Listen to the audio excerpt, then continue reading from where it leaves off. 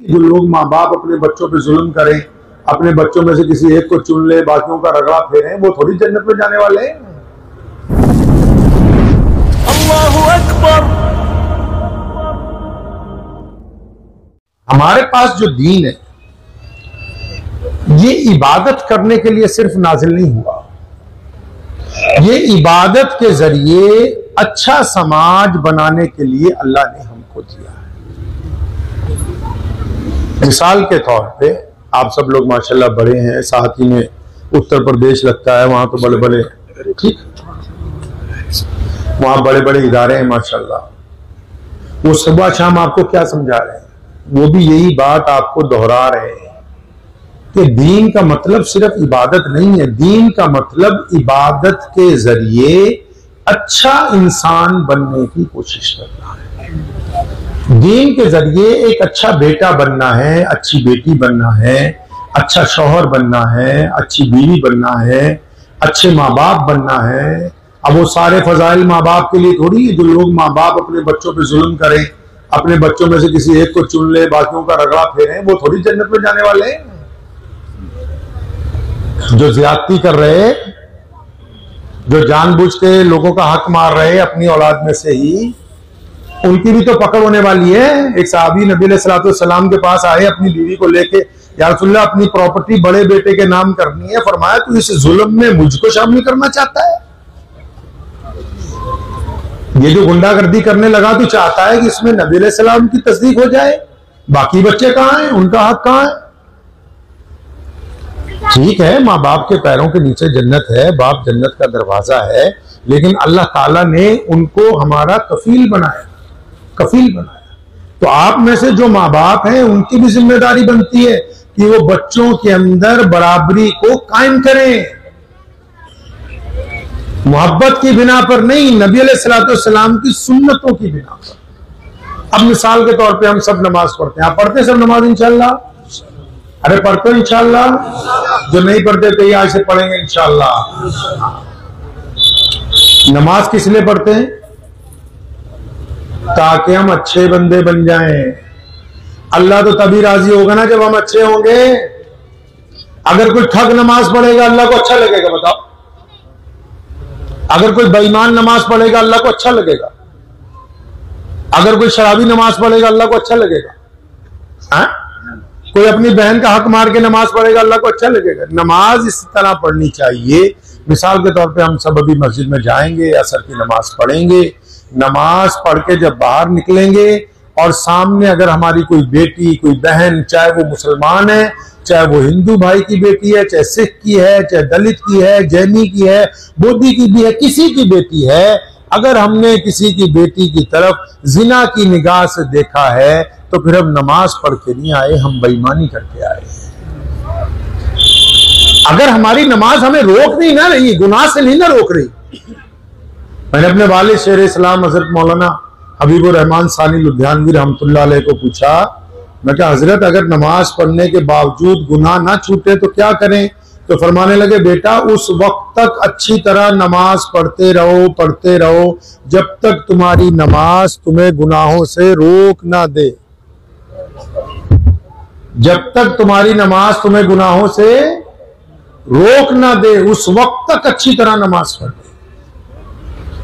तो हम लोग नमाज पढ़ते हैं माशाल्लाह। तो नमाज हमें गुनाहों से अगर रोक रही है तो मौलवी से पूछने की जरूरत नहीं, कबूल हो रही? नहीं समझे? कबूल हो रही है। और अगर नमाज पढ़ने के बावजूद ठगी ठोरी कर रहे, किसी की तरफ गंदी निगाह से देख रहे, किसी को ताना मार रहे, किसी को गाली दे रहे, किसी से हसद रख रहे, किसी की दुश्मनी दिल में पाल रखी है, किसी की मुखबरियां कर रहे, किसी का इधर का उधर लगा रहे, किसी को नुकसान पहुंचा रहे, तो फिर अल्लाह करीम को इस बंदे की नमाज अच्छी नहीं लगती, क्योंकि अल्लाह इसके दिल को देखते हैं। किसको देखते हैं? अल्लाह। जो ऊपर वाली जेब है ना आप सबके लगी हुई, अभी जब आप सजदा करेंगे, अगर इसमें पैसे होंगे ज्यादा तो सजदे करते वक्त क्या होगा जी? पैसे कहां गिर जाएंगे? अरे कहां गिरेंगे? सामने गिर जाएंगे, सजदे वाली जगह। और अगर वीडियो का बंडल हुआ तो वो कहां गिरेगा? और बोलो कहां गिरेगा?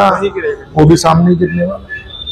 इसी तरह हमारा दिल है, दिल में अगर गुनाह भरे हुए हैं, बदनजरी भरी हुई है, बदतमीजी भरी हुई है, बुग़्ज़ भरा हुआ है, दूसरे के लिए गलत इरादे भरे हुए हैं, तो जब हम सजदा करते हैं ना, वो सारा कूड़ा करकट भी साथ में होता है। और अल्लाह ताला को तो गंदगी पर किया गया सजदा अच्छा नहीं लगता। वो कूड़ा करकट तो तब साफ होगा जब हम अल्लाह को कहेंगे, या अल्लाह आज तौबा करने आया हूं आपके हुजूर, गलती की माफी मांगने आया हूं, अपने गुनाहों के आगे बंद लगाने के लिए आया हूं, तब अल्लाह करीम को वो सजदा कबूल होगा। फिर ये सारा कूड़ा करकट एक तरफ हट जाएगा। हमारे नबी मोहम्मद सल्लल्लाहु अलैहि वसल्लम वहां जर्मन में, जो मिस्र की सबसे बड़ी यूनिवर्सिटी है जामियातुल अजहर, तो उसके जो शेखुल हदीस हैं वो जर्मनी गए, किसी काम से प्रोग्राम था, तो उनके दांत में कुछ तकलीफ थी, तो एक डेंटल डॉक्टर के पास गए। तो डॉक्टर से जब दवाई ली तो डॉक्टर ने उनको देख के, उनका हुलिया देख के कहा, कहने लगा जी मैं तो आजकल पूरी दुनिया के जो धर्म है, मजहब है ना, उनके ऊपर रिसर्च कर रहा हूं, चाहे कि एक अच्छी किताब लिखूं भी, हर धर्म में क्या खूबी।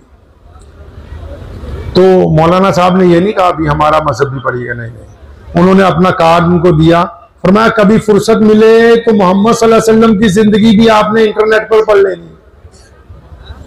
अब उसने भूल गया, 2-4 साल बाद याद आया, उसने इंटरनेट पे खोला कि मोहम्मद सल्लल्लाहु अलैहि वसल्लम कैसे थे, तो एक हदीस शरीफ खुल के सामने आ गई कि एक सहाबी हैं, वो नबी अलैहि सलाम के पास आए, बड़े परेशान हैं, रो रहे हैं, या रसूलुल्लाह सल्लल्लाहु अलैहि वसल्लम मेरा बेटा है 10-12 साल का, वो कल से गुम हुआ, मिल नहीं रहा, बच्चा गुम हो गया, मिल नहीं रहा। अब आपको पता ही है किसी माँ बाप का बच्चा गुम हो जाए कितनी तकलीफ होती है। तो नबी अलैहि सलाम अभी कुछ कहते कि इससे पहले एक और सहाबी वहां बैठे थे, उन्होंने कहा है मेरे भाई, तेरे बच्चे को तो मैंने फलां खजूरों के बाग में आज खेलते हुए देखा। तो इतना सुनना था कि वो तेजी से भागा बाहर को। बाप के दिल में तड़प थी कि अपने बच्चे को जाके छाती से लगाऊं। जब वो भाग रहा था तो अल्लाह के नबी अलैहि सलाम ने उसके पीछे एक बंदा भेजा कि इसको वापस बुलाओ। वो बड़ी मजबूरी में वापस आया, या रसूलल्लाह जल्दी बताइए क्या बात है। फरमाया नहीं, रुक जा। फरमाया जब तू उस मैदान में पहुंचेगा ना, उस बाग में जहां तेरा बच्चा खेल रहा है, तो अपने बच्चे का नाम लेके पुकारना, जो उसका नाम है अब्दुर्रहमान, मोहम्मद शफी, नाम लेके पुकारना। या रसूलल्लाह क्यों? वो तो मेरे जिगर का टुकड़ा है, मेरी मक्खन है, मेरी मलाई है, मेरा दिल है, मेरा चांद है। फरमाया क्योंकि बच्चा बिछड़े हुए 24 घंटे से ज्यादा हो गए, तुम्हारी तबीयत में जुनून है, मोहब्बत का होना भी चाहिए, लेकिन अगर तुम उस मैदान में जाके आवाजें दोगे ना, ओ मेरी जान, ओ मेरे जिगर के टुकड़े, मेरे चांद, तो उन बच्चों में अगर कोई यतीम बच्चा भी खेल रहा हुआ तो उसकी आंखों में आंसू आ जाएंगे कि काश मेरा भी बाप होता तो इस तरह मुझे पुकारता। वो जर्मन डॉक्टर कहता, मैंने हदीस पढ़ी, मैं रोने लगा कि मोहम्मद रसूलुल्लाह सल्लल्लाहु अलैहि वसल्लम इतने एहसास वाले नबी हैं कि वो दूसरे की तकलीफ को पहले से महसूस कर रहे हैं और सहाबा को तंबीह कर रहे हैं कि अपने काम के दौरान किसी गरीब की, मोहताज की दिल शिकनी ना हो जाए। और हम क्या कर रहे हैं? मोटरसाइकिल ला रहे हैं तो पहले मोहल्ले में उसके पटाखे बजा रहे हैं कि जिनके पास है नहीं उनको पता लग जाए हम ले आए। रिश्तेदारों को धौंस दिखा रहे हैं। अल्लाह का शुक्र अदा करने की बजाय, अल्लाह की नेमतों पर शुक्र अदा करने की बजाय हम उसको दूसरे की दिल आजारी का जरिया बनाना चाहते हैं। तो दीन नमाज के जरिए अच्छाइयों की तरफ आने का नाम। अगर हमारी नमाज, रोजा, हज, ज़कात, अल्लाह के नबी अलैहिस्सलाम से जो मोहब्बत है वो अगर हमें गलत रास्ते पे जाने से नहीं रोक रही, तो एक दफा दोबारा से हमको अपने दिल की तलाशी लेनी होगी कि इसके अंदर क्या खराबियां, उन खराबियों को दूर करना होगा। तो करेंगे इंशाअल्लाह ताला। घर से शुरू करनी है। कहां से? अरे कहां से शुरू करोगे? घर में एक बंदा खराब है आपके यहाँ, पता है ना आपको? पता है ना चचा कौन खराब है? तेरे घर में कौन खराब है? अभी एक जगह में जलसे में गया, मौलाना, मैंने कहा यार तुम्हारे घर में एक बंदा खराब है, तो एक लड़का बैठा था, पिट पिटा के आया होगा, कहला जी मेरा अब्बा बहुत खराब हो रहा। घर में, हर एक घर में एक मर्द, एक औरत खराब। वो कौन? वो हम खुद। हम चाहेंगे तो दरगुजर के जरिए, माफी के जरिए, मोहब्बत के जरिए घरों में जोड़ पैदा होगा, पड़ोसियों से जोड़ पैदा होगा, गांव में जोड़ पैदा होगा। हम अगर एक दूसरे की चुगलियां करेंगे, हसद करेंगे, तो कोई जोड़ पैदा होने के बजाय तोड़ पैदा होगा। तो घर से करेंगे इंशाअल्लाह। खुद अपनी जात से अच्छा बनना है, करेंगे इंशाअल्लाह। बस ये कोशिश करनी कि आपको देख के कोई ये ना कहे कि फलां मुसलमान भाई यार खराब है। आपने इस्लाम की फोटो देखी है? आपको वो तो होती नहीं फोटो, लेकिन आप अपने मोबाइल में अपनी एक फोटो खींच के देखें। अगर आपको उस फोटो को देख के रात को बैठ के अकेले ये लगता है कि ये फोटो किसी बेईमान की है, ये किसी ठग की है, ये किसी लड़कियों को छेड़ने वाले की है, ये किसी बदमाश की है, ये अपने बाप को गाली देने वाले की है, तो इस तस्वीर को अच्छा कीजिए, क्योंकि जो आपके गैर मुस्लिम भाई बहन हैं वो आपको नहीं पूछते, आपके किरदार को देखते हैं कि आपका किरदार कैसा है। किरदार को अच्छा करना है, अपनी आने वाली नस्ल को पढ़ाना। ये मदरसे क्यों खोले हुए पता है आपको? हमारे यहाँ लुधियाना में एक ओल्ड होम है जहां बुढ़े बुढ़ियों को रखते हैं। उसमें 90% वो लोग हैं जिनके बेटे बड़े बड़े अफसर हैं, बड़े बड़े डॉक्टर हैं, इंजीनियर हैं। अब उन लोगों ने क्या गलती की, चाहे वो गैर मुस्लिम हो या मुसलमान हो, अपने बच्चों को धर्म नहीं पढ़ाया, दुनिया पढ़ाई।